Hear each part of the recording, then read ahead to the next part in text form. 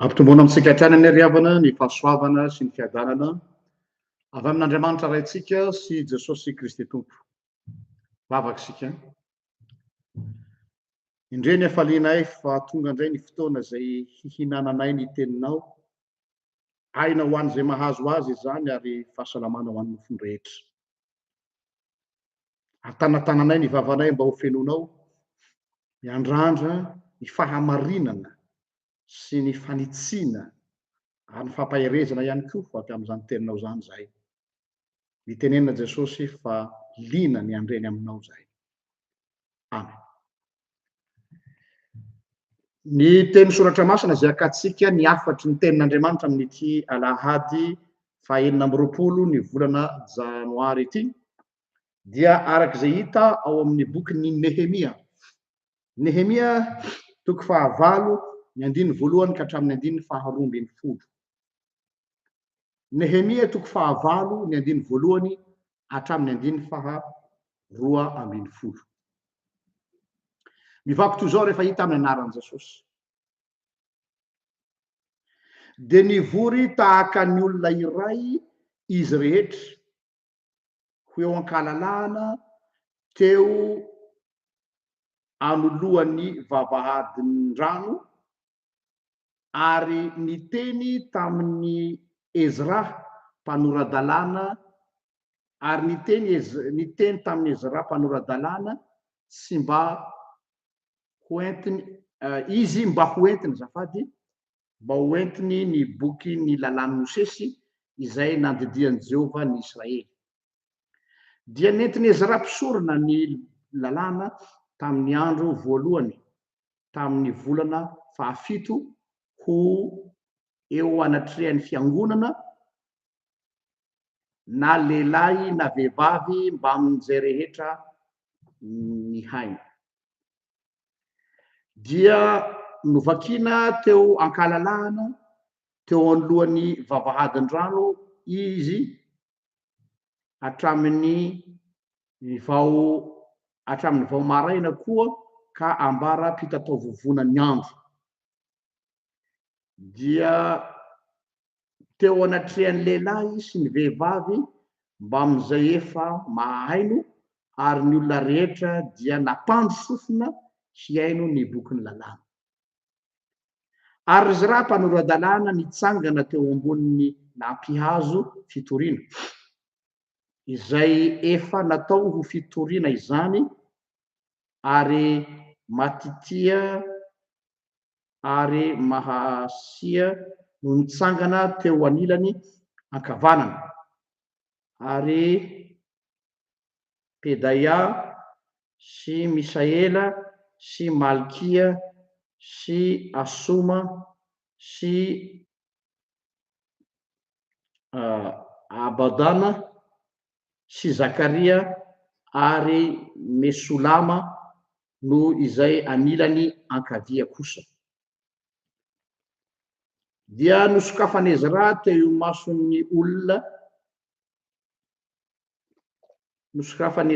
mason'ny olona rehetra ny boky dia ambony fa tsy mahita ny masoko ambony ajaina no ny olona nahita izy ary rehefa novakiana izany dia nitsangana koa ny olona rehetra ary kazia nisy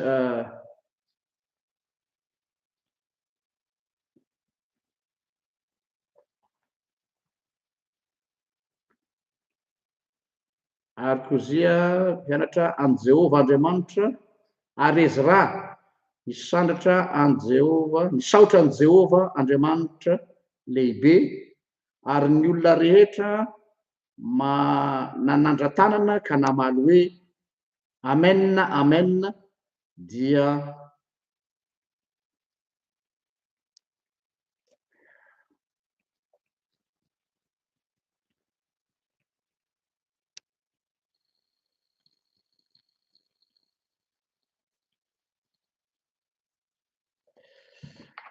Rahatsiny fa tsy mahita tsara ny masoko dia atao hoe eto amin'ity écran ty angamba mba ho lehibebe kokoa. Rahatsiny indrindra.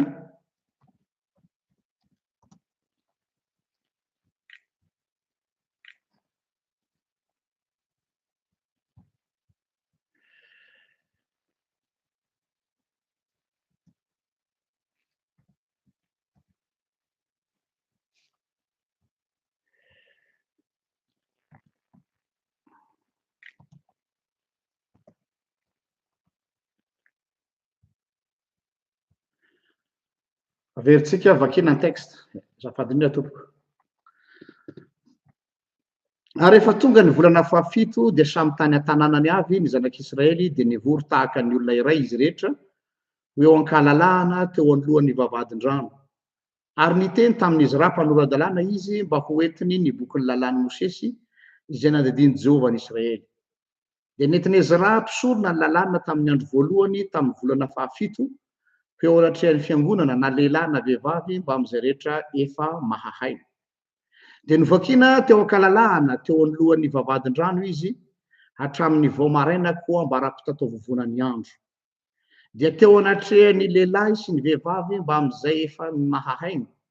Ary ny olona rehetra dia nampandrosofina hiaino ny bokin'ny lalàna. Ary Ezra mpanoradalàna nitsangana teo ambonin'ny lampihazo fitoriana izay efa natao ho fitoriana izany. Ary Matitia sy Sema sy Anaia sy Oria sy Ilkia ary Maaseia no nitsangana teo anilany ankavanana. Ary Pedaia sy Mesaela sy Malkia sy Asoma sy Asbadana sy Zakaria ary Mesolama no teo anilany ankavia kosa. Dia nosokafany Ezra teo imason'ny olona rehetra ny boky fa ambony toerana noho ny olona rehetra izy. Ary rehefa nosokafany izany dia nitsangana koa ny olona rehetra. Ary Ezra nisaotra an Jehovah Andriamanitra lehibe ary ny olona rehetra nanandra-tanana ka namaly hoe amen amen dia niondrika izy sady niakohoka tamin'ny tany teo anatrehan'i Jehovah. Ary Jesua sy Bani sy Serebia sy Jamina ary Akoba sy Sabetahy sy Hodia sy Mahasea sy Kelita sy Azaria sy Jozabada sy Hanana sy Pelaia ary ny Levita dia nampianatra ny olona ny lalàna ary ny olona dia teo amin'izay nitoerany ihany. Dia novakiny mazava ny teny teo amin'ny boky ny lalàn'Andriamanitra sady nohazavainy tsara ny heviny ka dia azon'ny olona tsara ny teny novakina. Ary Nehemia gouvernoura sy Ezra mpisorona mpanoradalàna ary ny Levita izay nampianatra ny olona dia nanao tamin'ny olona rehetra hoe masina ho an'i Jehovah Andriamanitrareo ity andro ity ho aoka ho aza malahelo sy mitomany fa nitomany ny olona rehetra raha nandre ny tenin'ny lalàna.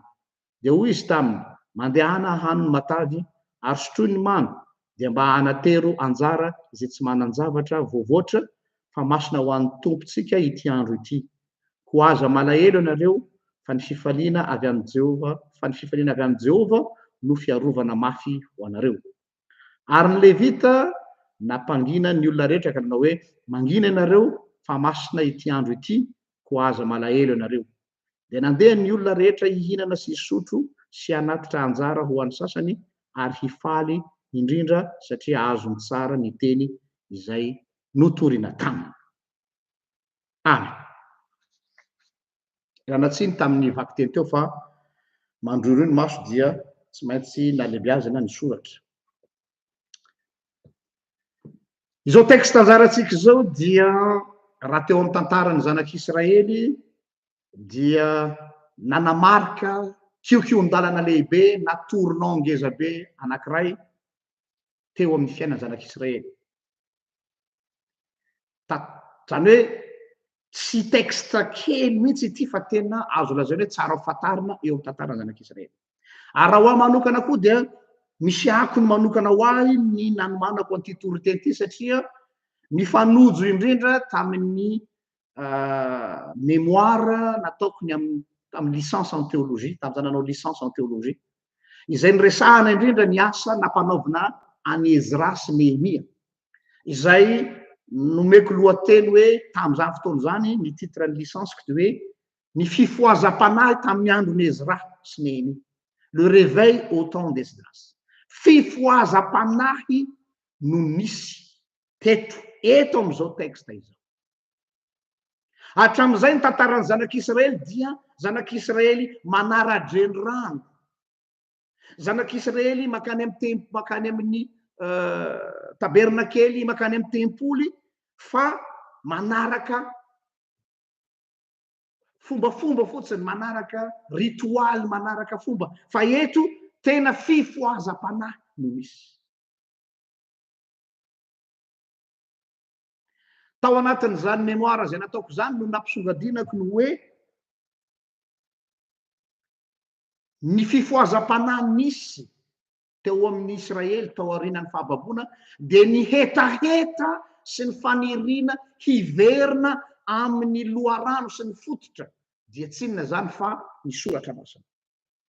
Hitanareo tsara angamba ny tantara teo fa nandritry ny tapakandro tontolo ray aman'indritra Ezra namaky ny bokin'ny lalàna, tsy nisy niala ny olona na ny ray, ary voalaza fa nitomany ny vahoaka ray amantolo rehefa avy naheno izany bokin'ny lalàna.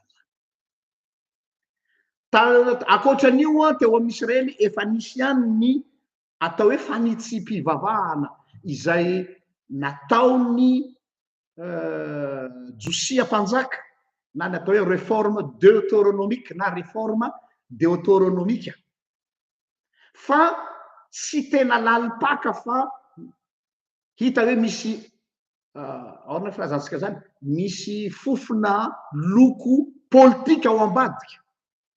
Namoaka lalàna i Josia mpanjaka hoe tsy azo atao ntsony manao fivavahana na fitaovam-pivavahana isa-tanàna satria talohany zany dia afaka mivavaka isaky ny vohitra sy ny tanàna nisy azy ny zanak'Israely, ary afaka nanao fanatitra tsy tany amin'ny tempoly fa tany amin'ny vohitra sy ny tanàna nisy azy any.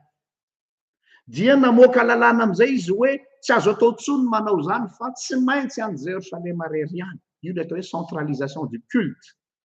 Fa aiahina hoe misy fanompontsampy, ny fangaro fanompontsampy hono ny fomban'ny olona any ka dia aleo atao any Jerosalema. Fiatsaram-belatsiny any zany, satria natao amin'ny tempoly aza, zavatra tsara fantatsika tamin'izany fanitsim-pivavahana zany, dia nisy any tsangam-bato tsampy ny Asera tao anaty tempoly. Zany hoe mbola mifangarongaro ao ihany zany ny fombafomba razana ve filazana na fombafomba ratsy sy ny fivavahana. Ka dia izany zavatra zany no anisany antony naharavany tempoly.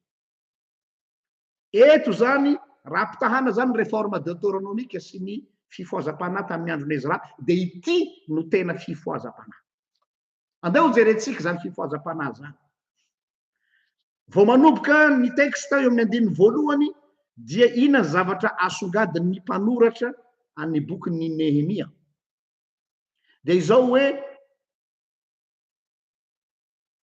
nivory tahaka ny olona iray izy rehetra teo ankalalana teo alohan'ny vavahadin-drano, ary niteny tamin'ny Ezra mpanoran-dalàna izy mba hoentiny ny bokin'ny lalàn'i Mosesy izay nandidiny Jehovah azy. Zany hoe vao mandeha eto dia nivory ny haino ny tenin'Andriamanitra, ary tsy tao anatina toerana mamirapiratra rava ny tempoly, tsy misy zavatra manintona sy misarika ny maso intsony ao, le architecture mahafinaritra be tao amin'ny tempoly iny, tsy inona zany fa ilay marbre rose, ny volamena, ny volafotsy, ny ditin-kazo manitra, ny fiaran'ny fanekena sy ny bois de rose, ny décoration mamirapiratra, tsy nisy an'izany intsony fa mangadiady. Ary ny zavatra voalaza aza dia hoe nasiana polipitra, amin'ny teny malagasy izy tsy mazava tsara fa amin'ny dikateny frantsay izy dia lazainy hoe nasiana pupitre de circonstance, zany hoe karazana polipitra namboamboarina natao adaptation juste mba ahafahana mametraka ny bokin'ny lalàna fotsiny, ary napetraka ambony estrade ny Ezra namaky izany bokin'ny lalàna zany. Zany hoe tena simple, tsy misy bling bling, mialatsiny amin'ilay terme vary amin'anana, tsy misy décoration marevaka fa tena hoe etaeta te handre ny tenin'Andriamanitra no natongavany olona tao. Io dia fa anisan'ny zavatra ngeza be zay miavaka teto amin'ity texte ity. Tsy nisy intsony ireo fombafomba mpivavahana toy ny fanatitra sy ireo ritoaly maro samihafa tao amin'ny tempoly, fa nifantoka tamin'ny tenin'Andriamanitra ny zanak'Israely.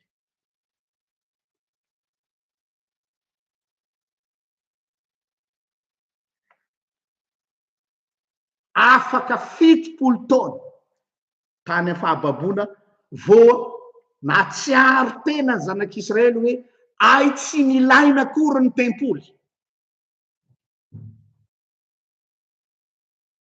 70 taona vao nazava tamin'ny zanak'Israely tany am-pahababoana ny hoe mila miverina amin'ny tena foto-javatra itsika dia ny tenin'Andriamanitra.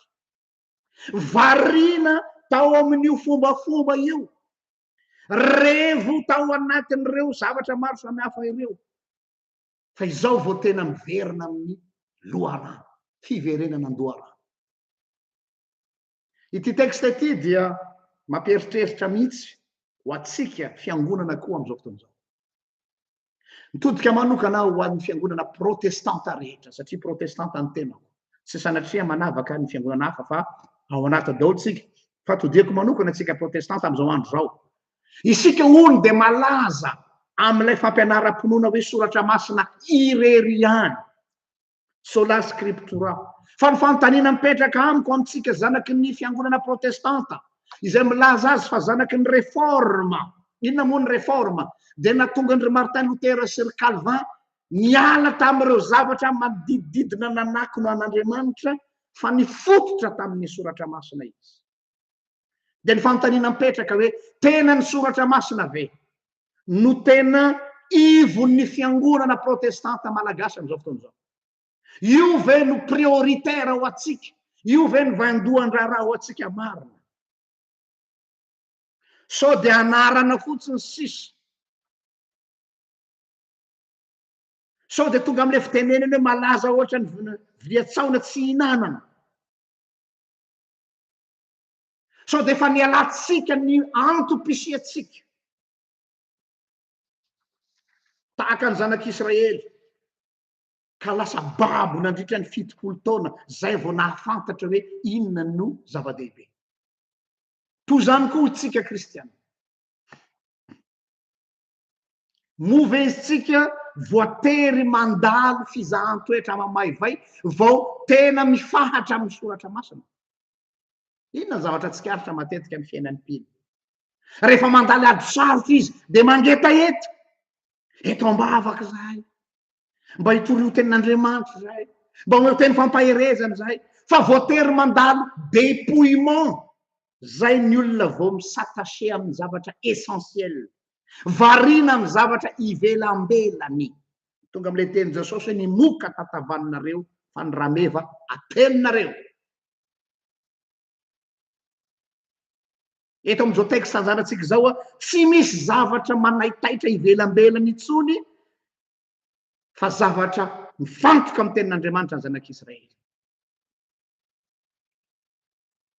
Asanareo raha nahita tamin'ny Facebook, tamin'ny internet, na tamin'ny YouTube, fiangonana any Angleterre izay tsy mahazo olona intsony dia voatery miorganiser match de catch tao am-piangonana mba hisarihana ny olona.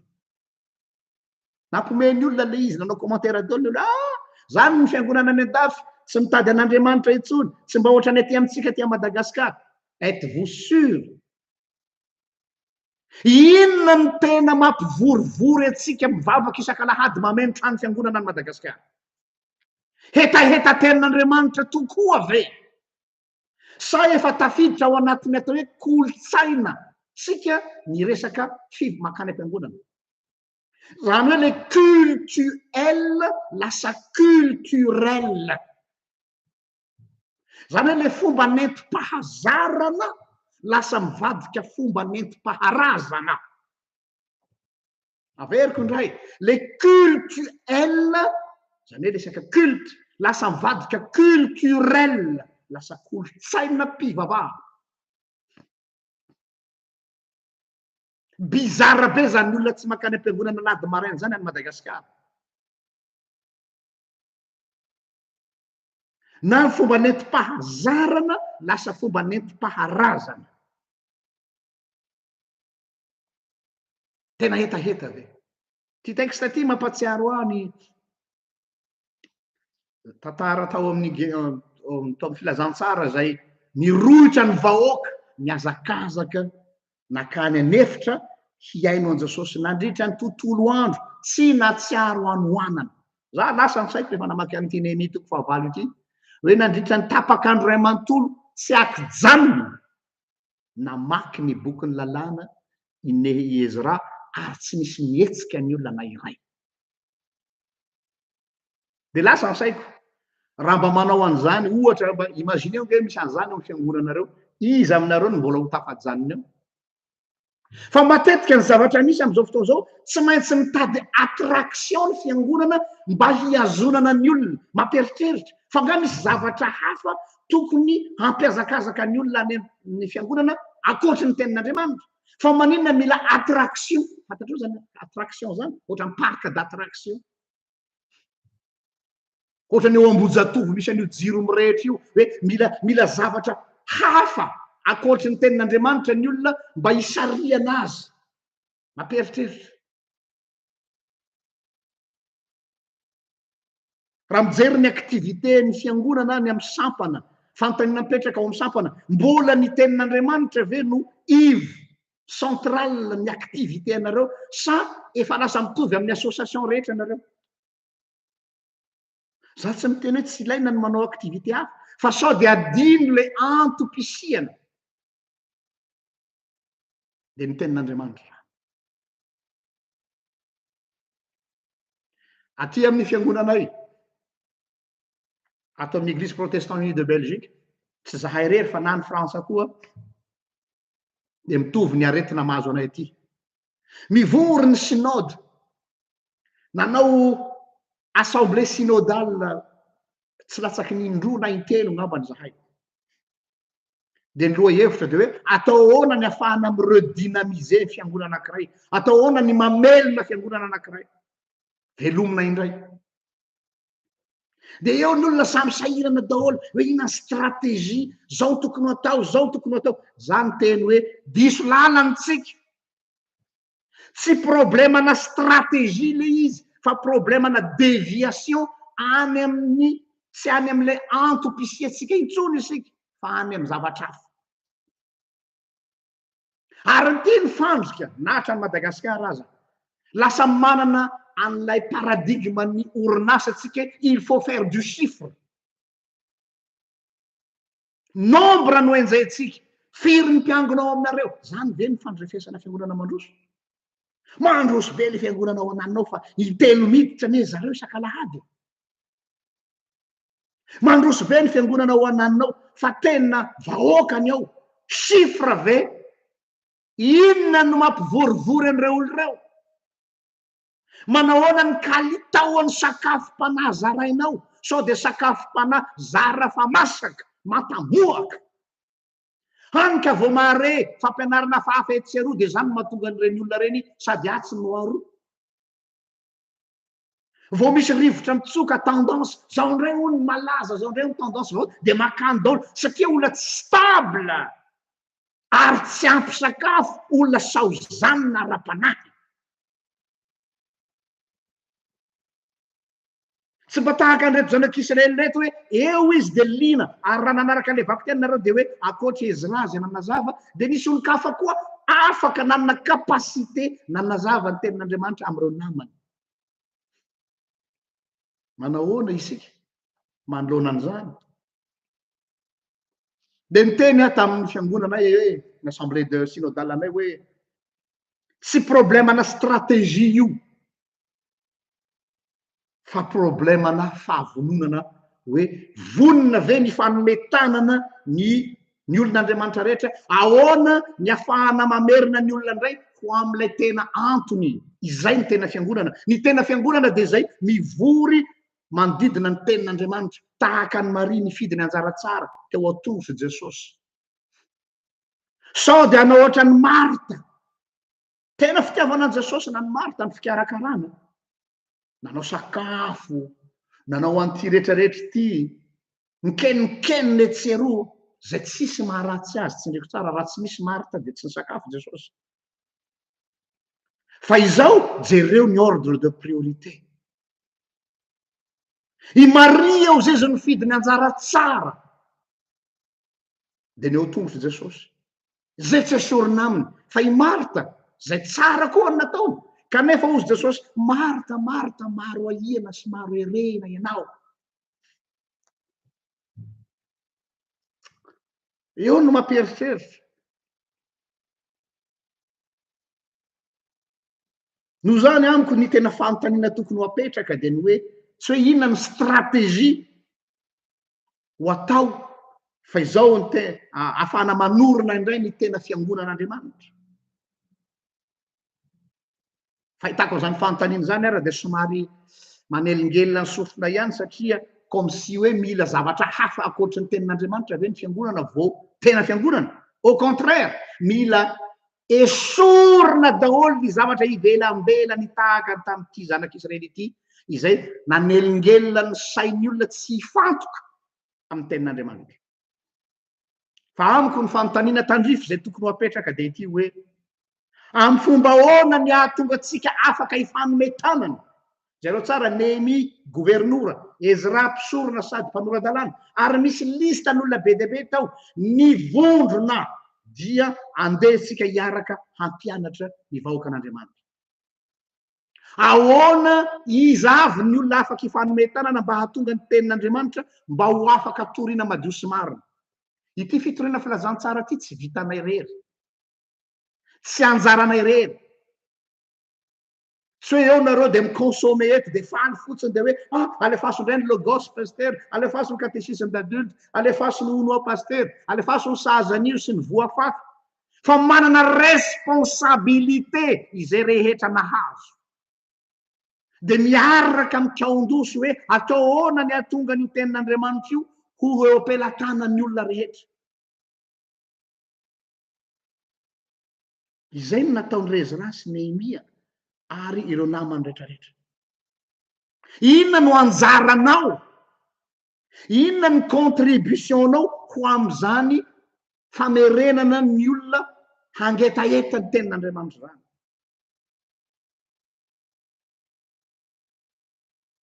Ao anatin'ny atao hoe semaine de l'unité des chrétiens, isika izao raha ty aminay manokana herinandro iraisam-ponona ho an'ny mpino kristiana maneran-tany. Tao anatin'izany no namporisihana ny mpino rehetrarehetra hoe mila mifanometanana ny kristiana mba ahafahana mitaiza ny olona amin'ny tenin'Andriamanitra indray. Jereo tsara ticket gagnant tandem tsara be mihitsy Ezra sy Nehemia. Ezra sy Nehemia irery tompoko dia nahavita nanangana ny Israely indray. Ezra nampianatra ny vahoaka an'Andriamanitra ny tenin'Andriamanitra, namerina amin'ny fototra ny zanak'Israely izay tsy nahalala tsony an'Andriamanitra tao aoriana fahababoana. Ary Nehemia no nanorina indray ny manda ny Jerosalema. Zany hoe mila manao refondation hatrany amin'ny fototra mihitsy. Zany manorina ny manda zany dia hoe inona no fefy arika ary nampianatra ny olona ny tenin'Andriamanitra, zany hoe ny fotom-pisainana mihitsy no mila navaozana. Ary eo no tena mampieritreritra ankehitriny ho an'ny fiangonana. Mila refondation ny fiangonana amin'izao fotoan'izao. Variana ny fiangonana amin'izao fotoan'izao. Rendrika ao anaty torimasom-panahy ny fiangonana amin'izao fotoan'izao. Tavela ao anaty dia atao hoe institutionnalisation. Fa adino ny tena fototra dia ny tenin'Andriamanitra.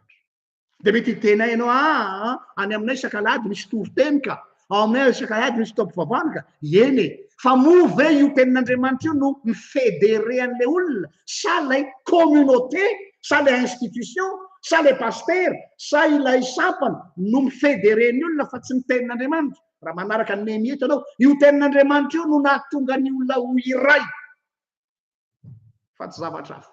Tsy le tempolo intsony satria le tempolo rava, il y a plus de infrastructure. Tamin'ny voalohany masy ny olona dia andehitsika ho any amin'ny tempolo, andehitsika ho any an-trano Jehova, falifaly daholo ade ho any satria au moins mba mahita l'infrastructure, mahita ny olona any sisy. Fa eto, il y a plus rien à voir, tsisy distraction hiay amin'ny tenin'Andriamanitra no aleha.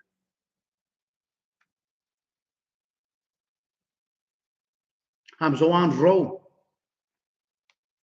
dia mangetaheta ny olona.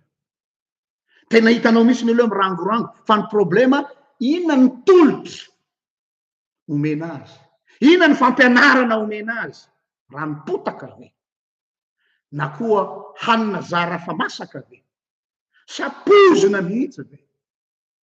Responsabilité tsika iza no Ezra sy Nehemia hifanometanana mba hahatonga ny vahoaka an'Andriamanitra ho voky ny tenin'Andriamanitra. Misy responsabilité, tsy droit fotsiny. Tsika mantsy faly am'le droit, zoako ny mandray ny tenin'Andriamanitra, mariny zany. Droitko ny mandray ny tenin'Andriamanitra, fa rehefa miteny droit tompoko dia tsy azo saraka amin'ny droit ny responsabilité. Ry Ezra ane ka tsara plasy tany a Babilônia, Nehemia ane ka tsara toerana tany mpitondra ny kapoakan'ny mpanjaka Nehemia. Fa indray andro no hitan'ny mpanjaka tary a Babilônia izy, malahelo endrika Nehemia, fa inona ny mampalaheloelo endrika anao? Dia hozy izy Nehemia hoe tsy afaka miandainga aminao ry mpanjaka, fa malahelo aho hozy izy fa ny fireneko dia ao anatin'ny fahandro. Dia naleo Nehemia nandeha niala tany nafoy toerana, dia nalefa tany Israely nanorona indray. Azafady fotsiny hoe voky anao, fa misy responsabilité anao ny am'ireo rahalahinao tsy mahafantatra, na ireo rahalahinao mahafantatra ihany fa efa variana amin'ny zavatra hafa, mila averina amin'ny tena antony. Izay ny tena fiangonana. Ka engane samy ahafantatra ny andraikiny, ahafantatra hoe inona ny responsabilité miandry ahy, fa tsy ho mpanjifa fotsiny, tsy consommateur fotsiny, fa ho acteur sy actrice ao anatin'izany hoe fanorenana ny tena fiangonana. Dia tsy inona ny tena fiangonana fa eo amin'izay toerana hitoriana madio sy marina ny tenin'Andriamanitra. Ahoana ny hahatonga ny tenin'Andriamanitra ho tonga eo am-pelantanan'ny olona? Responsabilité anao zany, fa tsy anareo. Voninahitra ny ao an'Andriamanitra, izay azy hatramin'ny taloha indrindra ka ho azy mandrakizay. Vavaka sika. Saotranao Jesosy no ny tenenanao taminay indray tamin'ity maraina ity. Hirinao fatratra ny tena fiangonanao, izao anao no rahalahiko, izao anao no anabaviko, izao anao no reniko, dia tsy iza fa zay rehetra mihaino teniko ka mankatoza. Tsy kivorivory fahatany fotsiny no alehanay ny am-piangonana isan-kalahady. Tsy hanafateraka adidy fotsiny, fa tena handray ny teninao. Foazy ireo mpiandrondronao rehetrarehetra mba hatsiaro ny tena antony ny antsonao azy. Hanao priorité ny fanomanana ny toriteny, ny fampianarana mba ho sakafo masaka ary sakafo tsy misy klema. Mba tsy ho zandriny raharaha na ambin-javatra ny fanomanana izany. Fohazo amin'ny torimasom-panahy koa ny olona rehetra, hatsiaro ny andraikiny sy ny responsabilitény amin'ny famerenana ny fiangonanao eo amin'ny ivony zay ny antsonao azy. Ka tsy ho mpanjifa fotsiny, fa ho tompona andraikitra ho tahaka ny Ezra sy Nehemia koa. Misaotra Jesosy. Amen.